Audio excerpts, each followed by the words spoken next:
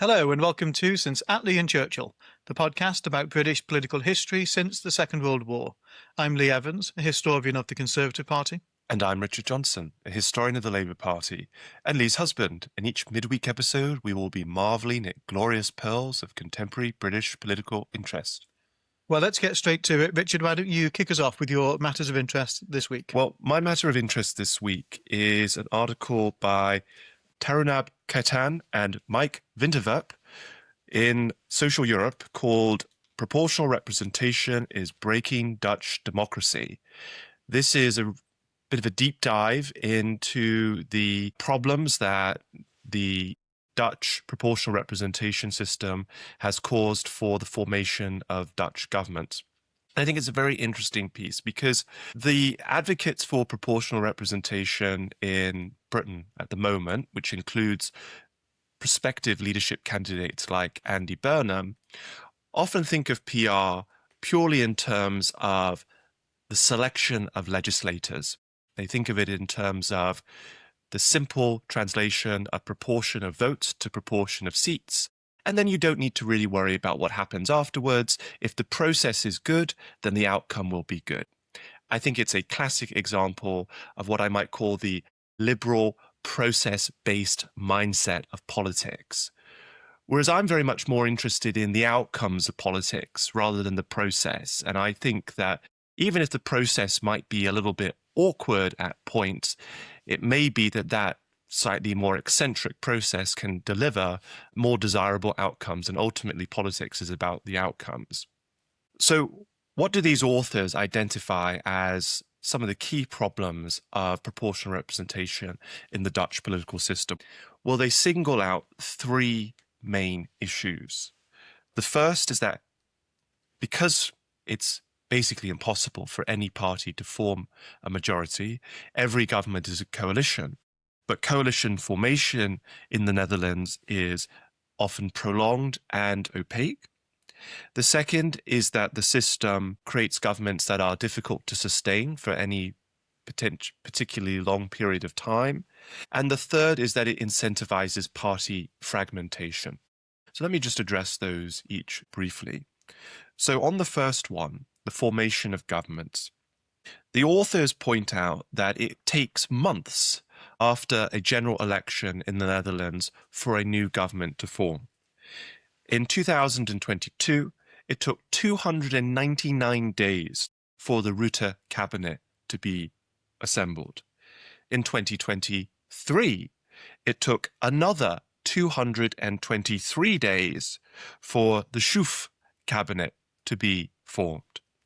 And in last year's Dutch general elections, which took place in October of 2025, it took until nearly March of this year for the new government to form. And that government didn't even have a majority. It's a minority coalition government that took over 4 months to form. And, I wish them well, but I'm not expecting this to be a long-lasting government. And that brings me to the second point that the authors raise in this piece, which is that the difficulty of coalition formation and the fragility of coalition formation in the Netherlands means that the ability of a government to govern for any particularly long period of time is often very, very challenging. And if a government is to survive in office, then the way that it maintains its survival in office is often by making trade-offs with alternative minor parties midway through a parliament to find ways of keeping the show on the road.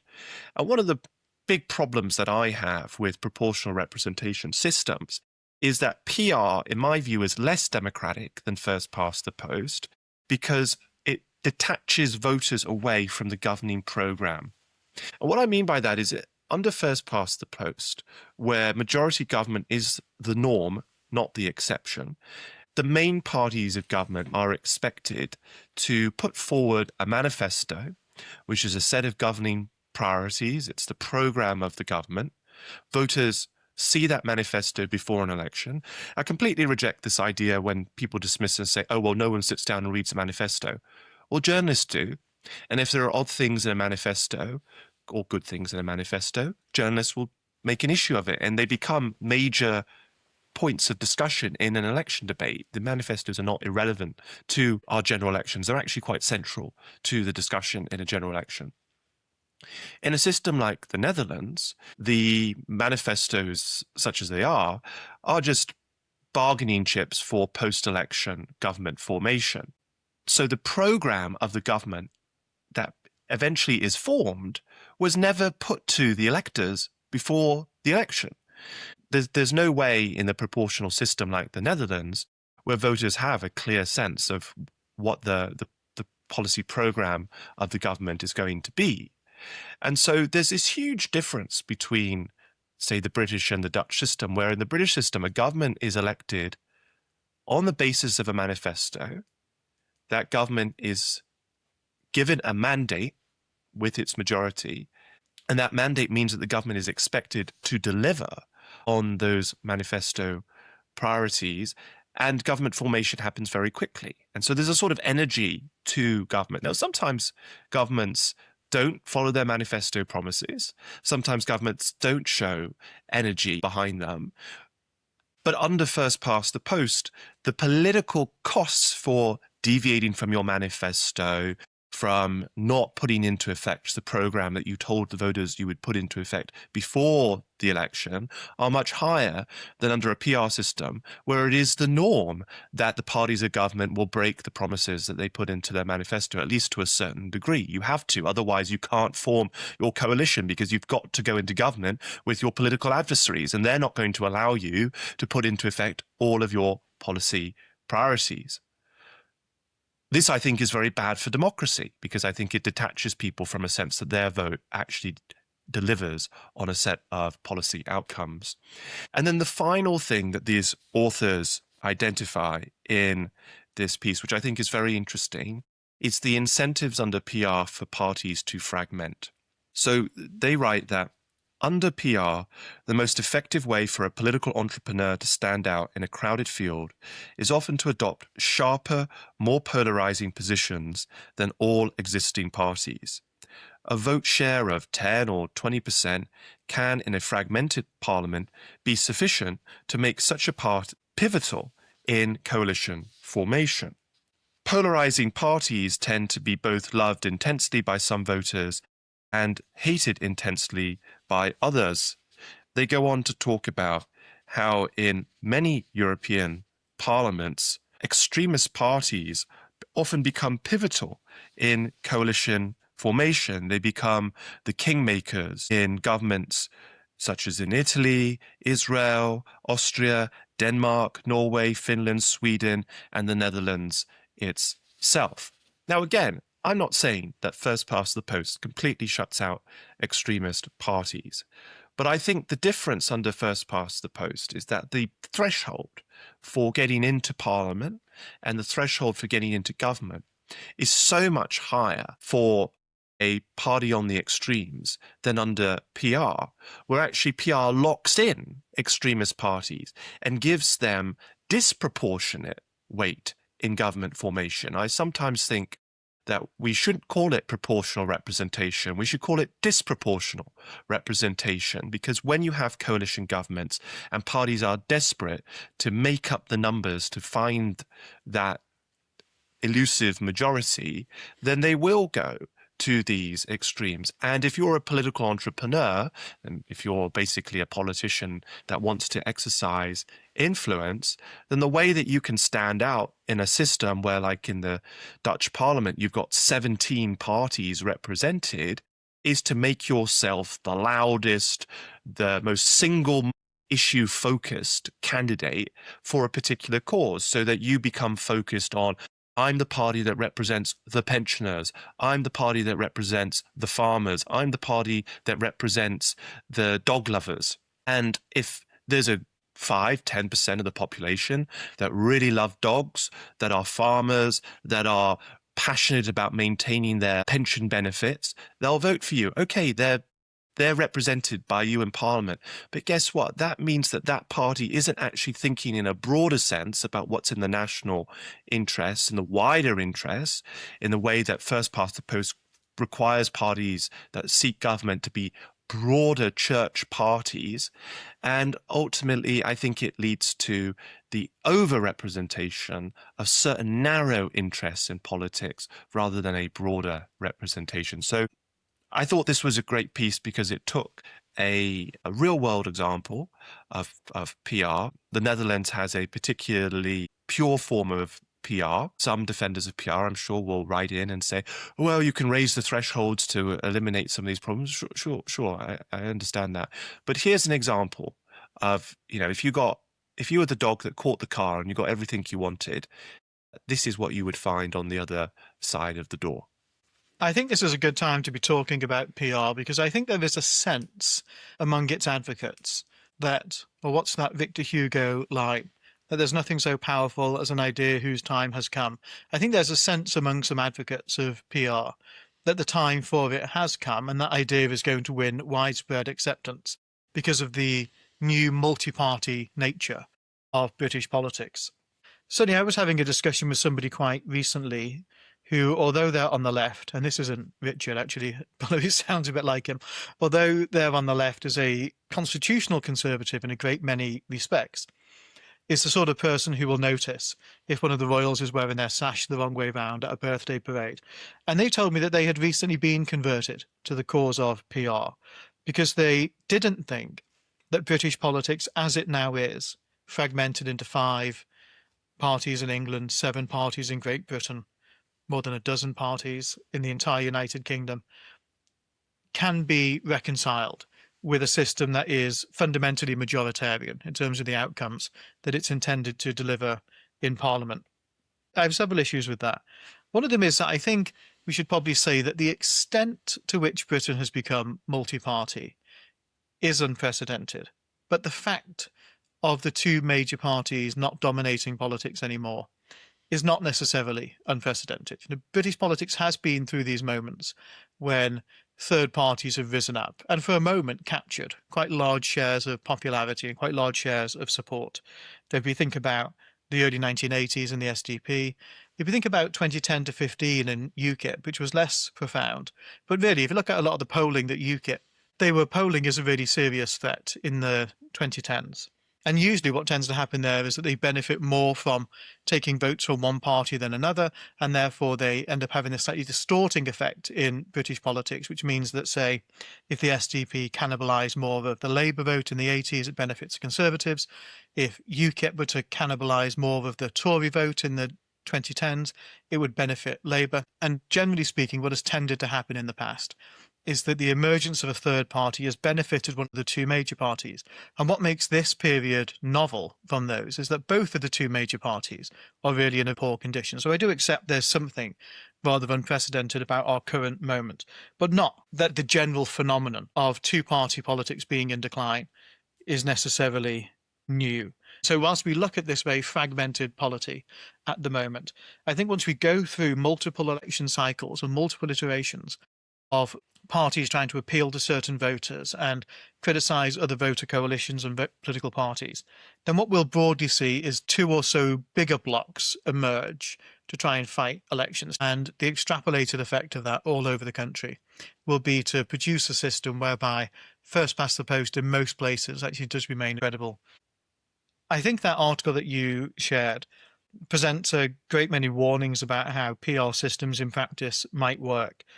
One of the things that I would say to that, to people on both sides of politics, actually, who are maybe tempted by this, is I think it really could be a case of be careful what you wish for. I mean, to those who are on the right of politics, broadly speaking, which is where I put myself, you may have many beefs with the Labour government. I certainly do.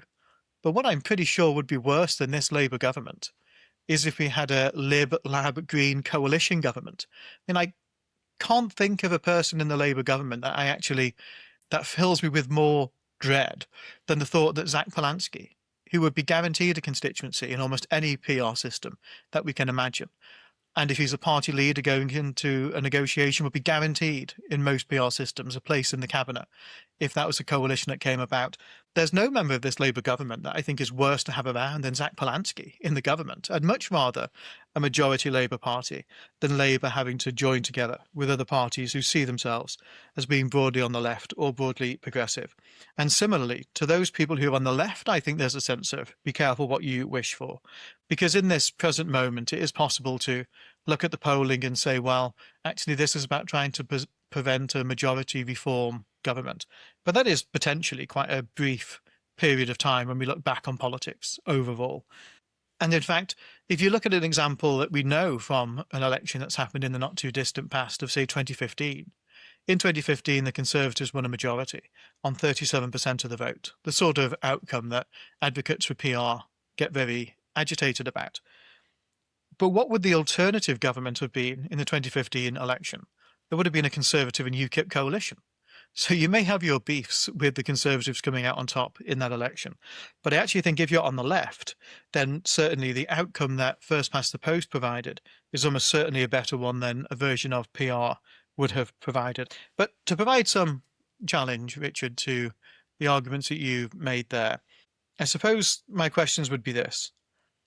If parties do get less than 50% of the vote, and therefore do have only minority support in the country, do they really have a mandate to govern and to implement their manifesto in the way that you described? And do not these minor parties also have a right to have a say in government if they can attract some vote share? Because we can assume that the say that they would get in any coalition government would be broadly proportionate to the support that they would bring into that coalition. And do these coalition negotiations, which you've described, go on for an extraordinarily long period of time? Do they not, in fact, provide for a broad rather than a narrow government?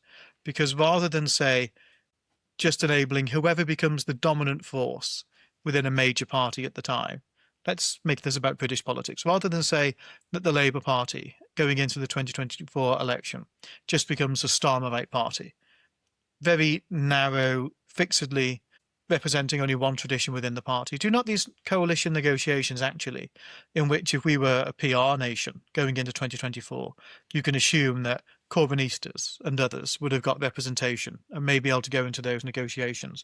Does that not actually provide for a broader platform for government rather than a narrower one? Thank you for those questions, Lee. So just to take them in turn, the first on the mandate. The sense of a mandate is a bit of a political fiction, right? It's not set in stone that a certain percentage of the vote gives a party a mandate or not. It's partly bound up in our political culture. And I think there's a strong tradition in British politics that the party that wins a majority in the House of Commons is entitled to govern and implement its agenda.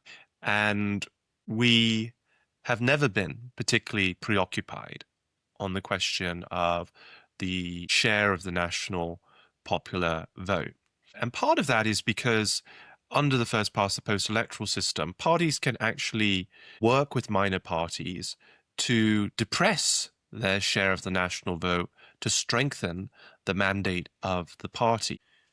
It's often remarked that the current Labour government won this huge majority on 34% of the vote, and this detracts from the notion that the government has a mandate. Well, what I would say to that is if Keir Starmer wanted to win a majority on a higher share of the vote, the Labour Party could have done so, but it chose to prioritise seats over popular vote share. And what I mean by that is there was clearly some coordination.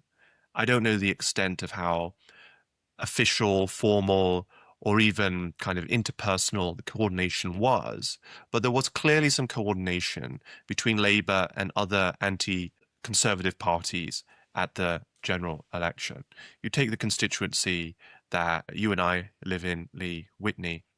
I, as a Labour activist, was attempting to do canvassing and door knocking during the general election, and we were able to do a bit of that, but eventually actually we were shut out from doing canvassing for our Labour candidate.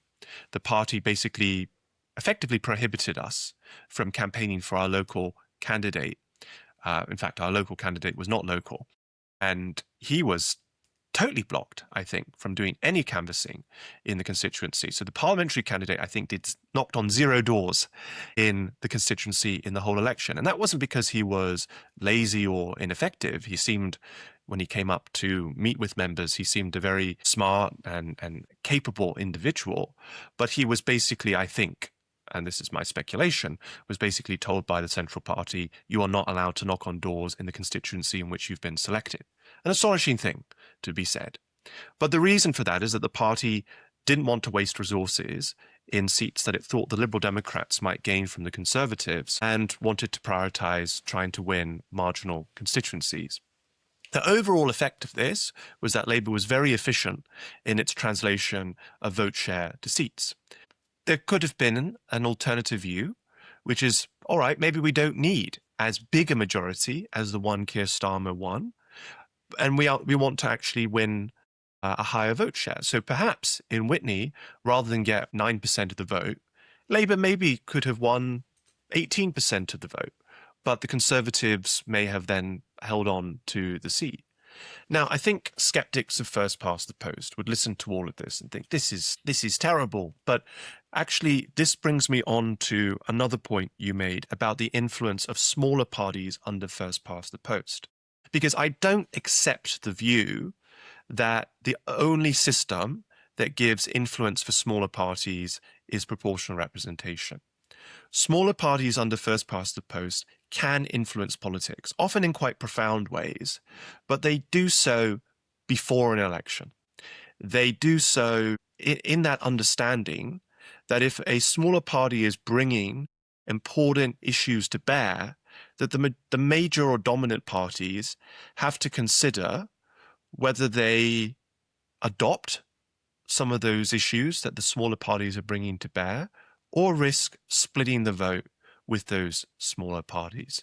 So on the right, the Conservatives eventually adopted a manifesto pledge of an EU referendum, partly because of the success of UKIP in local elections and in the polls in advance of the 2015 general election. And David Cameron basically took the view that in order to diminish the risk that UKIP would cost the Conservatives seats probably to Labour in the 2015 election, he would shift closer to what UKIP was demanding.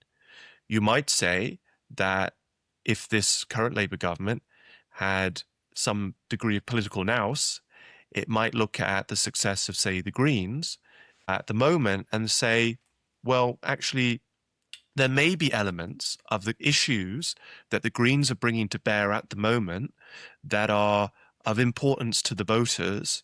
That means that perhaps the next Labour manifesto needs to adopt some of the policies that are attractive to Green voters in order to try and bring some of those voters back into the fold. Otherwise, we might risk splitting the left vote and allowing a right party to win. So the small parties under first past the post actually can have quite important policy influence, but before the election. And this then brings me to the final point, which is that ultimately, under first past the post, politics is coalitional as well, but the coalitions are the major parties and they are known, the coalitions are known to the electorate before the election. And so you might think of a party manifesto actually as its own kind of form of coalition agreement, but it's a coalition agreement that is clear to the voters when they go to the polls. And my view is that puts a responsibility on the two major parties under a first past the post electoral system to be quite internally democratic and dynamic, to allow for a wide range of views to be aired in the construction of that manifesto. There's obviously always a trade-off between a party having coherence and credibility in its manifesto promises, but it also should be a process that is widely consultative. And my criticism of the Labour Party under Keir Starmer, which comes as no news to any of our listeners of this podcast, is the deeply factional, sectarian and authoritarian approach that he's taken to the party leadership ever since he became leader in 2020 under a false prospectus in the 2020 Labour leadership contest. And quite frankly, I think a lot of Labour's current discontents, being so low in the polls, seeing it losing votes to both Reform and the Greens, is a consequence of the party not being as internally responsive and democratic as it ought to have been under the Starmer leadership. And many people who might have been in the Labour church or tent have now basically concluded they can't exercise influence from within, so they have to go to third parties to try to influence the party through that other mechanism of the external pressure of minor parties. But all of this is to say that actually under first past the post, it's a myth to say that people who hold views that are not the same views as the leadership of the two main parties are cut out from the political system. They're actually very important in the political system, but their influence comes at a different stage. And under PR, the problem is that the general election is not the decisive point in deciding the program of the government. It's the decisions of political elites post-election when the voters are now taken out of the equation. And so I think, as the authors of this Social Europe piece argue, proportional representation can break democracy rather than enhance democracy. A final point I want to make on this is that I think parties should care more about national vote share, partly because it is in their short-term interest in terms of this legitimacy and mandate question. I do think that it has always hobbled the Starmer government that it won big on such a small vote share. But also I think it's actually in the longer-term interest of the party themselves, locally and nationally. If you take the Whitney example that you mentioned here, for example, in West Oxfordshire in May, there were 2 seats that Labour was defending. Now, Labour was defending these seats on the district council in a place where the national and regional Labour message to Labour voters at the recent general election was basically don't vote for us, because they didn't do anything to try and earn their vote effectively in that election. And what happened? Well, Labour lost both of them. Now, you might say Labour's unpopular at the moment. That's just par for the course. By the way, they were both lost to the Conservatives. They were both Conservative gains in West Oxfordshire. But the reason why I mention that is that in one of them, Labour actually came third, and came third to the Liberal Democrats, the party that, with a nod and a wink, Labour had basically encouraged progressive voters in this part of the country to support at the last general election. So I actually think by prioritising this broad sense of, we reduce our efforts somewhere to try and help another quote-unquote progressive party against a party of the right, I actually think what Labour ended up doing, as well as hobbling their national mandate, they also undercut their wider local performance in lots of parts of the country. Lee, what is your matter of interest this week? Well, this week I wanted to talk about the importance of the countryside in our national imagination. And what got me thinking about this is I recently found there's a very good secondhand bookshop in Wantage. And I was in there the other day and I found this book called In Search of England by H.B. Morton, who was a travel writer basically in the first half of the 20th century. And the very opening lines of it are really striking. I mean, chapter 1, line 1 is, I believe that I was dying in Palestine. It's a pretty good, dramatic, gripping opening. And he sets the book up by talking about how when he thought that he had spinal meningitis when he was in Palestine, he was basically having these thoughts of England and missing it a huge amount, and says, quote, I solemnly cursed every moment I had spent wandering foolishly around the world, and I swore that if ever I saw Dover cliffs again, I would never leave them. But aside from that sentimentality, what actually really struck me about it and chimed with me about this is that he talks about the image of England that he has in his mind at the moment at which he thinks he will never see it again. And it is a distinctly rural image. And he asks himself, but does it seem strange that a townsman should in his extremity see this picture? I mean, he's originally from what is now Greater Manchester, and he lives in London. Quote, would it not be more reasonable to expect him to see his own city? Why did I not think of St. Paul's Cathedral or Piccadilly? I have learned since that this vision of mine is a common one to exiles all over the world. We think of home, we long for home. but we see something greater. We see England. This village that symbolises England sleeps in the subconsciousness of many a townsman. And part of why I think that chimed with me, well, a few reasons really. One of them is that it's something that I feel actually very deeply. I feel a great draw and connection to the British countryside.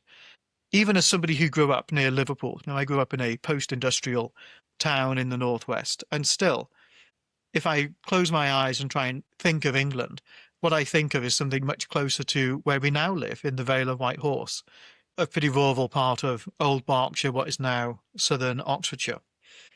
And so certainly Morton's observation does chime with me, but I think it's also, and this is partly why I wanted to mention it, of something which is of really long-standing political relevance.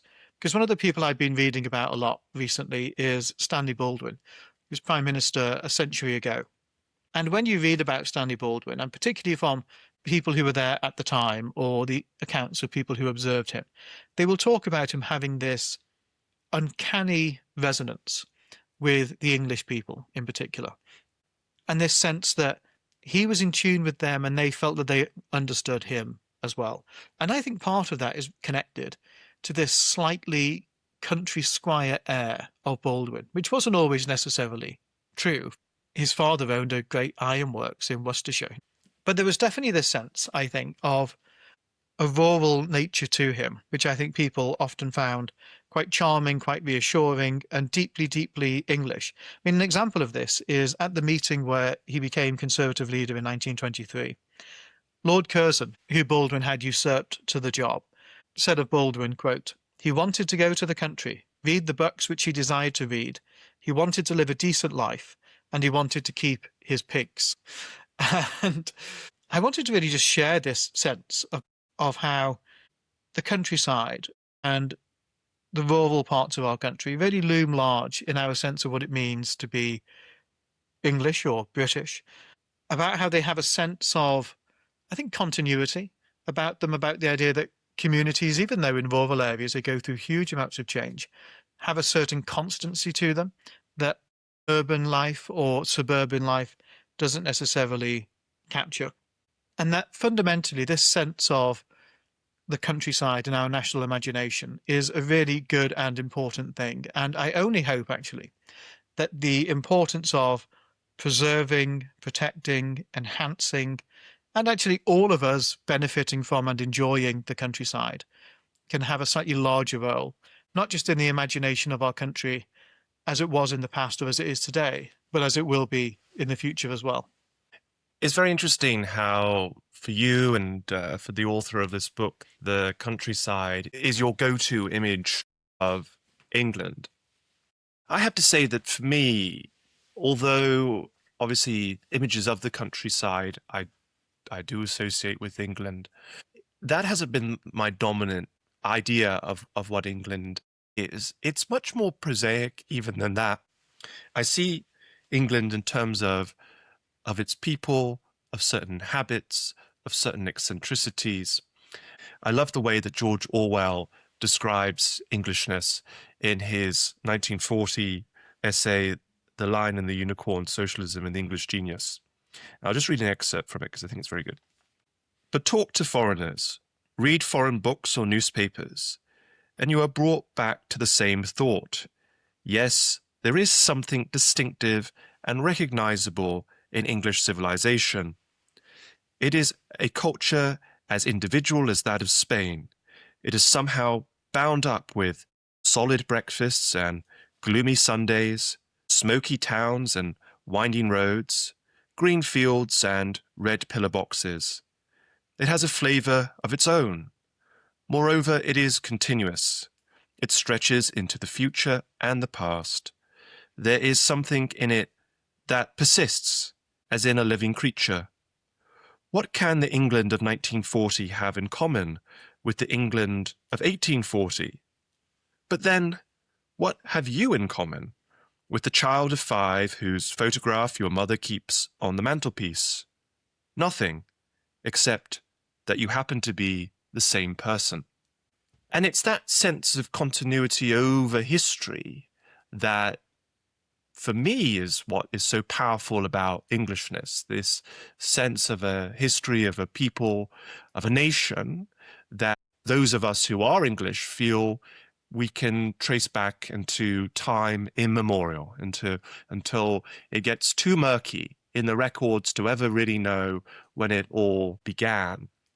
When I was a teenager, I was very interested in tracing my family history back, and I got back to, I think, the Tudor era, basically agricultural peasants in Hertfordshire for 300 years until the Industrial Revolution was sort of the story of my family. The Gravestocks, I think, a very good Anglo-Saxon name. And then the records kind of get too difficult to trace back. But for me, what gave me a sense of Englishness was a notion of an inheritance and a continuity, as Orwell puts, with those people. Okay, they lived in the countryside, but for them, the countryside was not some kind of, holiday destination. It was a place of hard work and challenge and difficulty. It's something that they shaped and made, that they produced and fed themselves and their country from. But it wasn't just something to sit back and marvel at. And I'm not saying that I don't just sit back and marvel and think how beautiful the countryside is. We, at the end of our road, have this absolutely fantastic view of the Oxfordshire countryside that goes on and on and on until you get to the very edge of that, the lights of RAF Bryce Norton. And it's a very special thing. It's something that when I go into town or I take the bus into Oxford, I pause quite often and look at that scene and marvel at it. And that is special, and that's a nice part of living in England. But without the English people, I think that notion of England means much less. And there are many parts of the world that have beautiful countryside. That's not enough for something to stir my spirits on that higher level. It is also about that sense of my heritage and inheritance and the past, the present, and the future all coming together in that way. And for me, that's about the people as much as it is about the countryside. I agree, of course, that people and customs and all these things matter. But I think the physical space is in part what anchors us to our past and gives us a sense of touching the history of our islands. And I do think that because of the somewhat unchanging nature of lots of rural England, and of course, rural areas embody both tremendous continuity and dramatic change, all wrapped into one. It would not be right to say that these are places that are frozen in time. But if I think about some of our local areas here, very often they do capture something which more urban parts of the country can't. Partly because they are often just built much more recently. If you think about mill towns, etc., they just don't necessarily have the long-standing heritage. So if I think about somewhere we have very nearby, we have lots of villages which have two names, the one that follows the other. A place called Kingston Bagpues or Kingston Bagpuy, because the first name is the old Saxon name and the second name is the Norman name. There's places like Charney Bassett, which are really much the same. Or should you say Charney Basset? Quite probably. Locally, we have quite a lot of churches that go back to the 13th century or even older. It was surrounded by farmland that people have worked who have been in agriculture for a very long time. And these are not necessarily unique just to rural areas. But I do think that that sense of being able to embody, at least in part, a physical space that is in some ways unchanged, or if not unchanged, is very obviously the evolutionary development of a people in a space over time that have added to a church or added to a community and have tended it and cared about it and thought about it a great deal. I think you can often see that much more in rural areas. And I think that's partly why it does loom in the imagination, because there are obviously remarkable cities in the United Kingdom, not just London and Edinburgh, the obvious ones, but lots of others as well. And there are great towns with remarkable histories.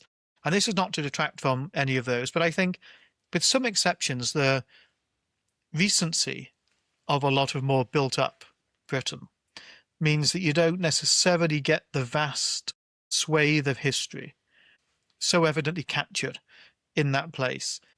Well, I think that's a really good point, Lee, that there's something about, I'd say, for me, maybe villages more than just rural landscape that is quite special there. And I think it's not just that there are villages that have very old buildings in them, usually churches, although there is something quite awe-inspiring by going to the many churches in this country that date back to Norman times, right? The church around the corner from where we live, its oldest parts are from 1100. The church in the village where both of my grandmothers lived and where my grandmother and grandfather and great-grandparents are buried, the churchyard where they're buried is a church that dates back to the Norman conquest. Those are remarkable in the sense of reminding you that continuity. Of course, there are many urban places in Britain that also have very, very old buildings, very old churches. We used to live in Lancaster, and Lancaster has a remarkable castle in it, a castle which itself goes back to the times of the Plantagenets and the Crusades, and was, until David Cameron shut it down as a prison, was the oldest in continuous service prison in all of Europe. Now, that's not the countryside. I mean, Lancaster's not a metropolis, but it's not a village either. So what is it about villages and their old buildings that I think is particularly special is not just that they're old, but it's the fragility of villages, I think, that highlight the contribution of people in the maintenance of that heritage. We know from where we live, and I know that you know in particularly being a councillor for these rural villages around where we live, that many of the buildings, but also the traditions and practices and community gatherings are sustained by a very small number of very committed people now, but also right through history. Right? These are things that could have easily died out, could have easily fallen into disarray, but the fact that one generation has passed them on to the next, and each generation has done its turn in maintaining the village buildings and traditions is an extraordinary testament to our civilization. I'll use that word, our civilization, English civilization, of passing things on carefully from one generation to the next, and the remembrance of not just what's come from the past, but also our duties to the future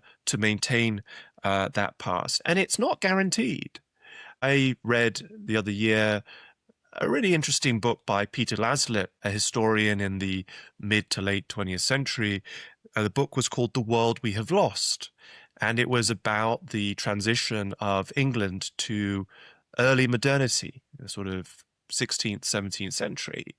And one of the things that Laslett comments on is that there are villages that disappear because of population decline in the Middle Ages, in the 13th and 14th and 15th century, particularly, for example, with pandemic and the Black Death and so on. And so there are villages that don't exist today because the inhabitants of those villages died, and the remainder of those villages couldn't sustain those buildings and practices and local economies, and they had to move. So when you have villages that have survived the test of time, it is a remarkable and special thing. And that does, I must say, instill with me a sense of awe and wonder that is even greater than in a town of a substantial population or a city, which is much more likely to survive those ups and downs just because it has a critical mass of people where you're always going to be able to find people, or indeed maybe political institutions, that can help sustain those in a more guaranteed way, perhaps, than in fragile villages. If I finish just on a very brief political point, I am very strongly of the view that if you want to win the arguments for environmentalism in this country, then connecting it to the physical landscape and the natural world that's in it is fundamentally essential to doing so. I'm always baffled by the way some in the environmental movement try to win the argument with nebulous ideas like net zero. Some people will say it's not nebulous at all. You could see it on a spreadsheet. But to the average voter in this country, it's not obvious necessarily how the world that they inhabit will be different if this country meets net zero. In fact, for some people, it will be seen as being a negative one because they might imagine the fields around where they live being covered in solar farms. But if you connect environmental politics to things that are tangible and local and have an emotional resonance with people, things like the importance of hedgerows and their role in supporting the local environment, things like not having sewage in the rivers, which really is one of the issues that still, I think, just if a government could solve that, basically, I think, or at the very least, look like they were seriously punishing the people who do it through their own negligence, i.e. the water companies, there would be enormous political rewards for. I think these are the sorts of tangible local things that if you're to win the case for environmentalism, you need to connect your politics to. And perhaps that is one of the points of salience for the English countryside in our politics today. Well, that's all for this midweek episode. We'll be back on Sunday when we'll be sharing a live recording of the podcast that we're doing this weekend in Manchester, looking at some of the overlooked politicians in Manchester's history who have had an oversized impact on British politics. We'll see you then. Thanks very much.